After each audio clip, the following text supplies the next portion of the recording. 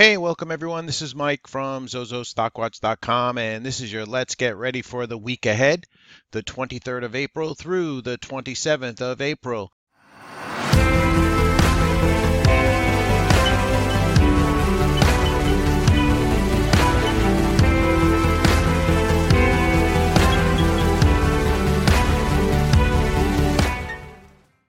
Let's go ahead and get right into it. For the week, the SPY was up 0.5%, but Friday we lost 0.85%. The Dow Jones 30 was up 2% for the week, but Friday we lost 0.82%. The Nasdaq was up 0.5% for the week, and then we lost 1.27% on Friday. So the Friday sell-off continues here as the markets gave way to weekend worries once again. Let's go ahead and take a look and see what markets were moving, and we'll go ahead and go through that list. Let's go ahead and take a look at the Nasdaq first. The Nasdaq pulling back to about the 10 SMA on the daily chart here. If we go ahead and look at it on the weekly, you see right now on the weekly chart, you have this light blue line, which is the 10 SMA, so we're unable to recapture that for the moment. The Dow Jones 30, pretty much same thing. Staying below the 10 SMA on the weekly chart here right now. And if we look at it on the daily chart, we're back below the 50 SMA as we had this three-stick pullback from the 100 SMA, the white line you see right here on the Dow Jones 30. The S&P 500, everybody still watching that 2700 spot right here, which is around the 100 SMA. If we look at it on the SPY, you see I have that in purple on my SPY, the $270 area on the SPY. So we're back below that. Bulls want to recapture that and turn back up and also get back above the 50 SMA. Friday, the lows we closed at 265.61. We're also back below the 10 SMA on the daily chart for the SPY. If we look at it on the weekly chart, you see we have this kind of indecisive candle here for the week. As we were moving up, we got close to that 270, but we closed right back below it and also back below the 10 SMA on the weekly chart. Now, a lot of folks watch this 10 SMA on the weekly chart because that shows institutional strength. So that'll be watched. 10 SMA on the weekly chart currently right now is 268.26. So that's another level that the bulls would like to recapture and then get back over that 270 spot for the SPY.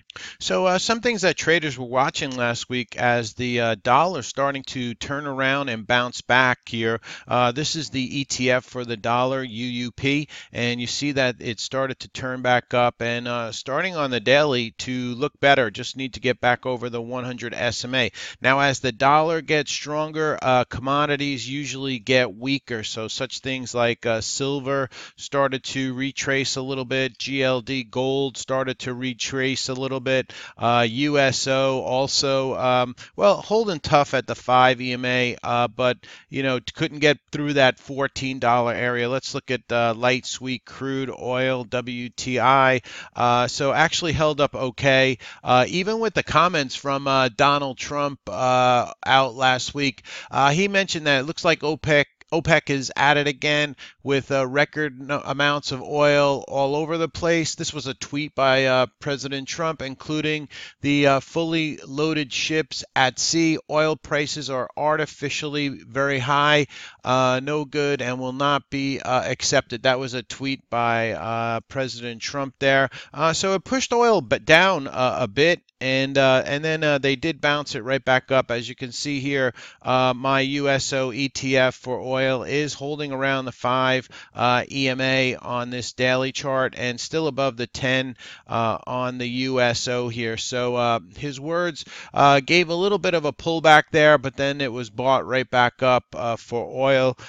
So like I said, the dollar was a concern for traders there. And then we had the bond yields moving up. I'll go ahead and show you a monthly chart of the bond yields, TNX right here, the 10-year Treasury, all right, and that started to advance last week, so yields moving up. If we look at it on the monthly chart here, and by the way, I have different colors for my charts. This is a monthly you're looking at. This is a weekly you're looking at in the blue, and then the black chart is the daily chart. Let's go back to that.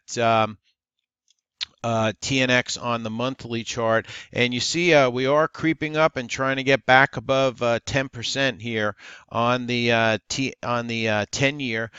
So we have been pushed back from it before, so we're going to have to keep an eye on this. If we can get up over that 3%, it's going to be one of the highest levels since about I guess 2014. So rates are starting to turn back up here on that. So that has traders a little bit worried and caused a little bit of a pullback on Friday in the markets. By the way, if you look at the SPY on the monthly, we're trying to hold right on this, support trend line here on the SPY. We came down to it again, kind of bounced off of it, and then on the monthly, we're still holding above the 10 SMA. So kind of mixed signals here, depending on your time frame, right? Not too much damage overall done to the market. I mean, we've come, if you look how far we've come on the SPY, we're kind of due for some consolidation, a bit of rest, a little bit of back and forth. I mean, 2017, basically we just chugged and pushed higher, and now you see that we're going through a little period of weakness here, but not too much technical damage done yet to the market. So you'd have to still say everything is kind of leaning in the bulls' favor. Came out over the weekend and for Friday.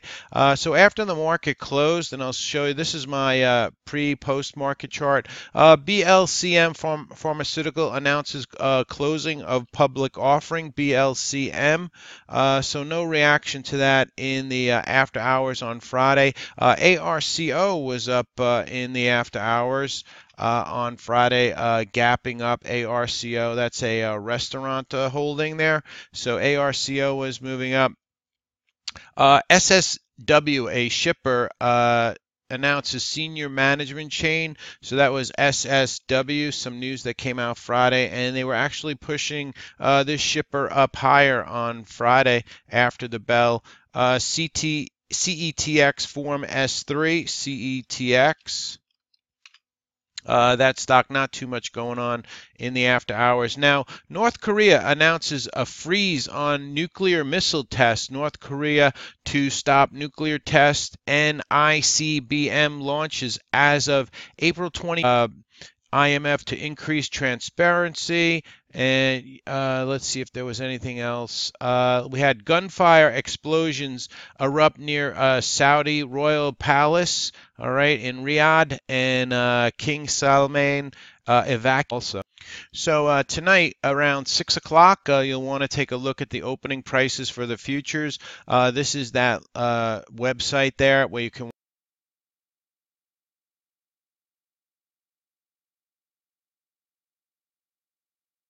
watch the futures in real time, and I'll also put that down in the description box for you. So we'll go through a few markets just to get you caught up on some of the market action for the week that was.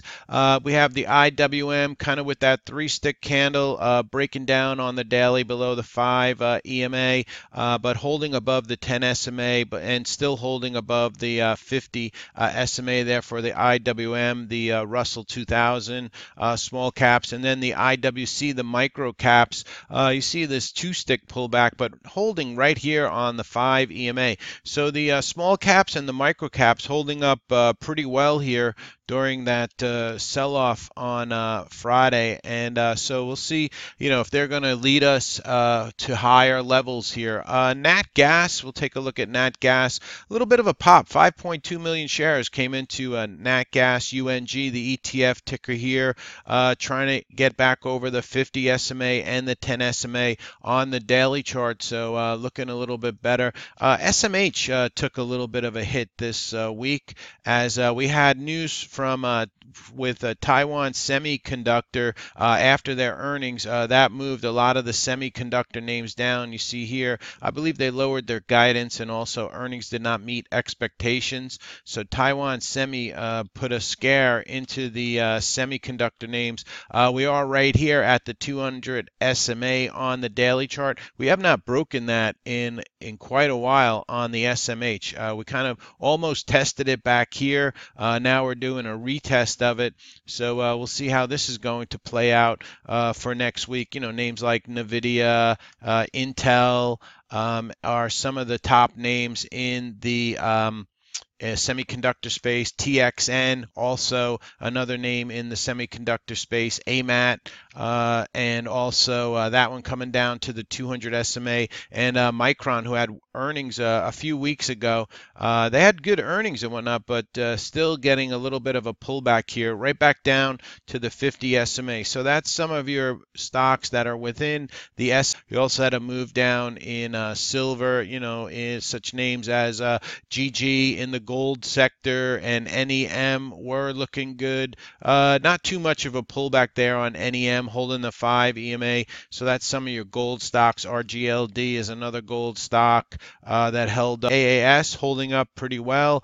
WPM also holding up pretty well here on WPM, but did pull back to about the 10 SMA on the daily chart. Wanted to show you this insider transaction ratio, courtesy of Barron's. They put this out every weekend. You see it starting to creep up here. For the longest time, we were down here in the bullish level here, and now we're starting to get some push up, I should say. The ratio equals 37 right now. Near the highs. Right now we've been up near 40. So insiders getting a little antsy here as they start to sell some of their stock. So coming out of that bullish area and working its way up near the bearish section of this ratio. So keep an eye on that. This courtesy of Barron. The Fear and Greed Index, courtesy of CNN Money, currently at 38. Let's go ahead and go through some of the best stocks for the week. The first stock up for the best stock for the week is SPWR. Nice pop here, up 18% for the week on the weekly chart. Looks like it's just could be getting started. Still below $10 here on SPWR, so that's one of the best stocks for the week. Run, another solar stock, also moving up 9% for the week. FSLR, a nice move up 7% for the week on First Solar. TWTR, Twitter, a big move up as they had an analyst upgrade, up 11% this week on Twitter. So that makes our one of our best stocks for the week. Square, SQ, up 8% for the week. And then CLF, which had earnings on Friday, moved up 11% for the week on CLF. Cliff earnings. FCX with copper moving up this week, up 8% for the week. Looks like that weekly chart is setting up also, so keep an eye on that FCX. We'll get more into that in my next video after this one, stocks to watch. That'll be coming up later, but FCX up 8% for the week. UAL had a nice gain this week, up 8%, and that's with oil moving up. So UAL moving up this week. DAL also moving up 5%. Couple of airlines there moving up. American Express, which had earnings this week, up 8% for the week. Amazon still moving up and acting strong, acting like a strong leader there, up 7% for the week on Amazon. Alcoa with a nice surprising week, up 9% for the week. Netflix, after their earnings on Monday, ended up the week up 5% for the week, so held those gains from earnings on Netflix. GLNG had a very nice week, up 12% on GLNG, and that one starting to get over the 200 SMA on the weekly chart here. So keep an eye on that one. VTVT, this one had a nice move this week, up 175% on VTVT. HEAR, a nice move up 11% for the week. Letter I. Intellisat had a 32% gain this week, so nice move up there. EBIO makes our list, up 37% for the week. LLNW had earnings come out on Friday, stock up 29%. Could just be getting started here on LLNW, definitely one to keep an eye on. OAS, an oil name, up 15% for the week. And then General Electric had earnings on Friday, so for the week, General Electric makes our list with a plus 8% for the week on General Electric as their earnings came out on Friday. Some stocks that did not fare as well. So some of our worst stocks for the week, we had Skechers. They had earnings released, and that stock went down 27% for the week, which after Skechers earnings came out, we had Foot Locker dropping down 10% for the week. We had Altria Group down 11% for the week. Philip Morris down 17% for the week. CLX, so the consumer staple stocks taking a hit, down 8% for the week on CLX. CL also, Colgate Palmolive, taking a hit of 6%. BMY, Bristol Myers, took a hit this week of 13%. They had a competing cancer drug by Merck, which got positive results, so that brought Bristol Myers down this week 13%. AMAT hit by that Taiwan Semiconductor news and earnings this week. So AMAT moving down 9%. TSM, as I mentioned, down 9% this week. MRVL, another semi, took a 7% hit this week. IBM, they did their earnings release. Stock lost 8% for the week on IBM. And then we had Apple making our list. Nomura came out for Apple. Nomura came out for Apple and said that the earnings may not meet expectations. So that stock for the week, Apple, moving down 5%. Next up, we had HMNY, MoviePass, taking a hit here of 29% on HMNY. ACIA, that stock dropping 31% for the week on ACIA. CLDX, biotech name, taking a hit, down 67% for the week. MBII, which did an offering, dropped 20% for the week. Mattel, whose CEO left, down 11% for the week. And then lastly, CLVS, another biotech name, dropping 17% for the week. So that's some of your worst stocks for the week. So we'll go ahead and look at the economic calendar for the week ahead. This courtesy of the Trade Exchange, built for traders by traders, courtesy of the Trade Exchange. Before we get into that, though, we do have a lot of earnings coming up for the week ahead. I'll get more into that in a moment. Also, we're going to have the European Central Bank policy meeting coming up this week. So to decide if they're going to raise their interest rates there in Europe.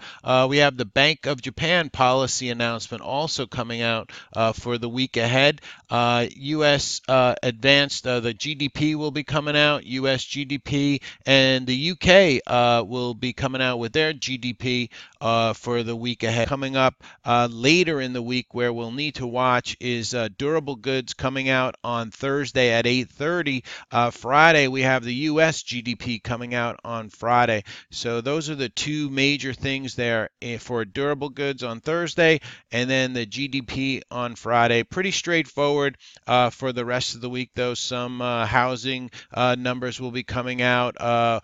Oil numbers coming out Wednesday at 10:30, but the two things to watch for our markets are Thursday around 8:30, durable goods, and also 8:30 for Friday, the GDP coming out for Friday. Let's go ahead and look at, we have a lot of earnings coming out for the week ahead. We'll go ahead and take a look at that. This courtesy of Earnings Whisper, and let me bring that up for you. And you can go ahead and take a screenshot of this and save it. But you see a lot of earnings coming out before the bell and for the week.